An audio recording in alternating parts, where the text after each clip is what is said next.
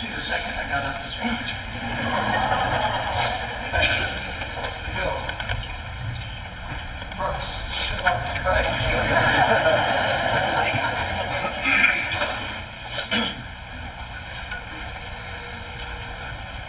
Does this work?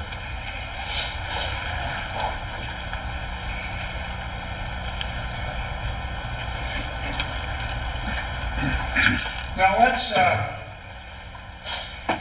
say hello, Don Rosie.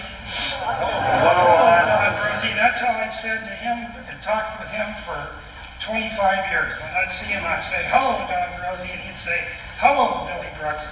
And not very many people I'll let call me Billy Brooks, but I'll let him get away with it. I thought I'd go through and tell a few short stories that sort of depicts his character and the kind of person that he was and is. And I can't tell that when there's too many women and children. Don was a heck of a guy. Now and then, someone comes down the pipe that has a real special talent and real special charisma. And I'll tell you, Don had talent. He could do anything out of anything. And I told him on a couple of occasions, I said, you know, Don, if I was ever marooned on a desert island and I had a choice between two Playboy bunnies and you, I'd have more fun with the Playboy bunnies, but we'd live a hell of a lot better if I was with you. I mean, he was the original Swiss Family Robinson kind of guy. I mean, you'd have running water and a nice place to be because of his talent. He could make anything happen if he just put his mind to it. I met Don in 1975. I hired him to build a house for me in Pastiapo. And, after we, of course, naturally his bid was too high. So we went back and forth, and finally we struck a deal. He took off building this house with his nephew, Don Berger, and another fellow named Bob Crockett. I don't know if Bob's here today. But they whipped that house out in no time flat. Started that house on October 31st, and I had my first dinner there on Easter. Now, I don't know why we can't get it done that quick today, but boy, and that's through the winter too. When he got done, I said, we were both single at the time, and had developed a friendship while he was building my house. And I said, Don, I know there's a lot up the street. What do you say? I go up there, work out whatever kind of deal I can work out. Whatever cash we need, you put up half, I'll put up half. I'll put the plans together, get the financing together.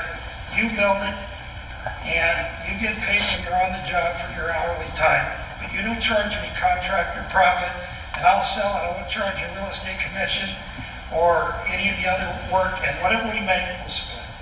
So, in 1976, that started a long relationship.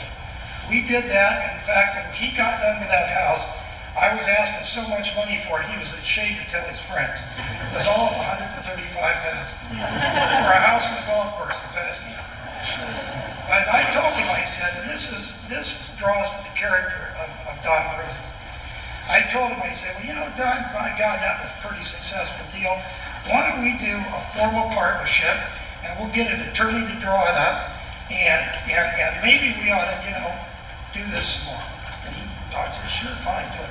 Well, another deal came up, and another deal came up, and another deal came up, and I'm telling you, 28 years later, we never did get around to doing that partnership.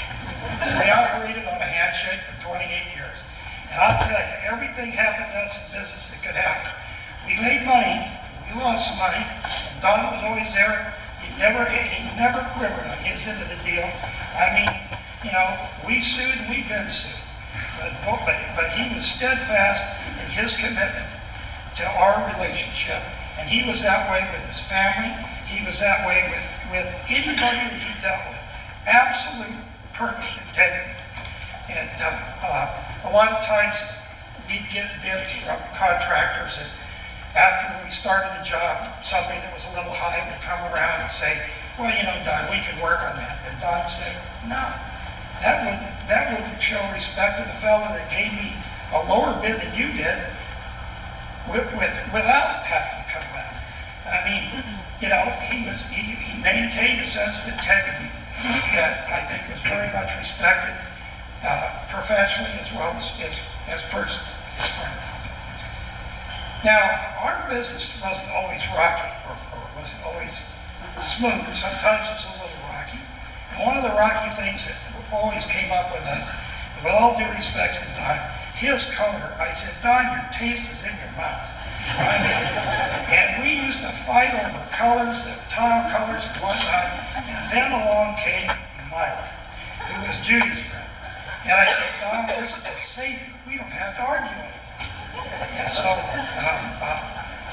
we were happy to bring in somebody and help us with that.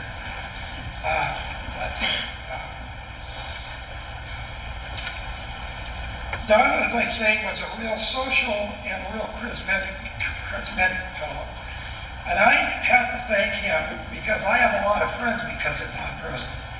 You know, just being with him and next to him and around him, I met a lot of people that are, you know, very, very good friends to this day.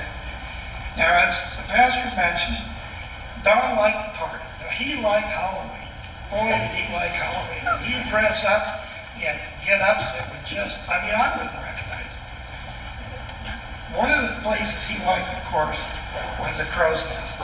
And there was a time in the 80s, probably about 5 or 6 years, that I think every single day we met for lunch there with other people, Dr. Cormick, who I'm sure is here, of course, Jack and Bob Muncie, the owner and manager of the Crow's Nest, Bill Crosby, Ed Etherington, Bill Anderson, a lot of people. It was a real nice camaraderie time.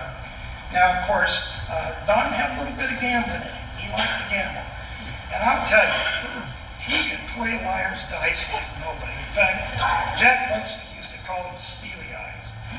And he'd say to me, come on, Brooks, let's roll for lunch. And I'd say, Don, why don't I just buy it? I owe it. And I did. I mean, I might have won once or twice, but somehow or another, and I go, this time, I mean, this is chance, right? I mean, it's not that he's doing special. And he was good at liar's dice, for sure. And he liked to fly, as the pastor said, and I'll say, you know, his character was the type of person that he would think things through. And if he thought he could do it, he wasn't afraid to try. We went out flying on Saturday and afterwards went down to a place called Lulu Carpenter's, right at the head of the mall. And there was a fellow in there named Sean Tucker, who, as we stand here today, is probably in the top 5 in the United States or in the world as aerobatic pilot. And in those days, Sean was just learning, and he was a bartender. And so we went down there and we had a couple of beers, and Sean came over. At that time, Don had what they call a V-tail bonanza. They have a V-tail, and in fact, he was partners with Chuck on this airplane. And Don told Sean, he said, you know, I've always wanted to roll that plane. And Sean says, well, you got to be careful because it's not stressed for negative G's and the wings will pop off. He says, but you know, Don, he says, it could be done. He says, the way you do it, he says, you get it in a dive at about 200 miles an hour, and then you pull it up, and you roll it over, and the plane would start to fall, but by the time you came around, you'd be straight up.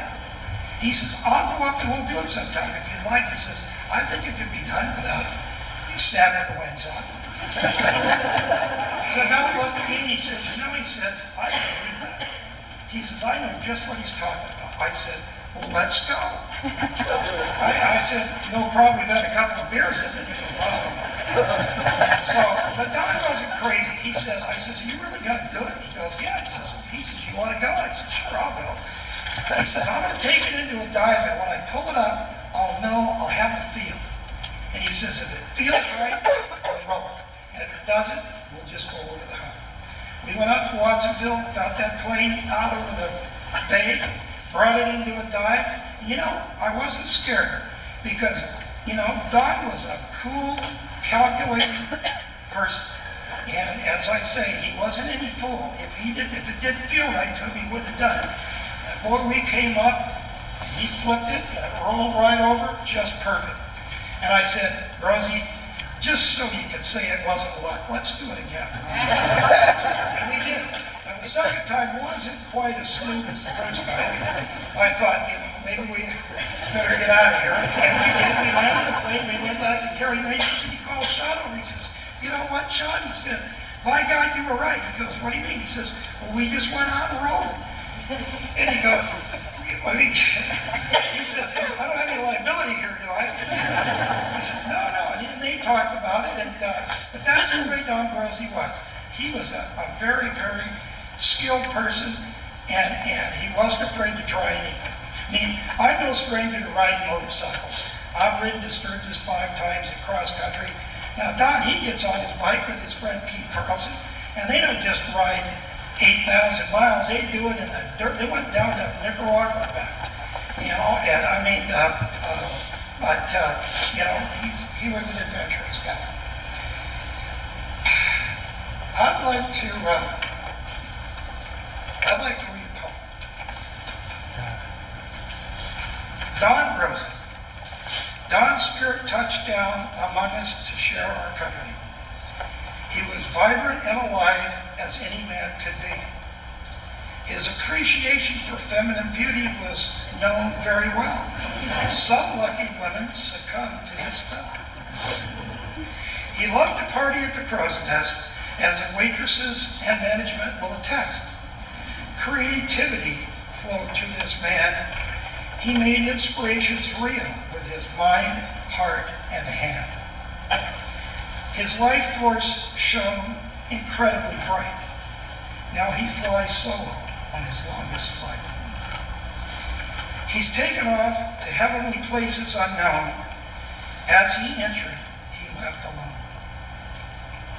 Although gone from this earthly plane, our memory of him will not depart, as he lives forever in the land and minds of our heart. That was written by Janice Ward. Thank you, Janice, for that. Yeah, Don was a special friend. He was the kind of guy, everybody has somebody that they can call up and they're going to step up for you. And I'd call him, I'd say, hey, Don, what are you doing today? He'd go, what do you want? And I'd say, well, I have to go drop my bike off. He was one of those guys that, I'll tell you, if I had a flat tire in February at night raining in San Francisco, and I called him and said, hey, come help me out. I'm really stuck here. I'll guarantee you he would have been there. He was that kind of person to his friends, as many of you will know.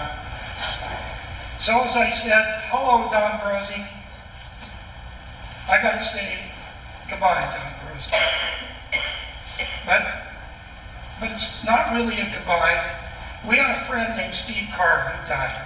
And at his service, I was telling Don, I says, I'm really going to miss that guy. He says, Bill, he says, you're spiritual. He says, think of it this way. He just rode up ahead. He says, we'll catch up with him. and you know what? I'll catch up with him one day too. And that's going to be a good day. So it's just goodbye for now. And I'm sure, as I said, one day I'll see Don Brose again.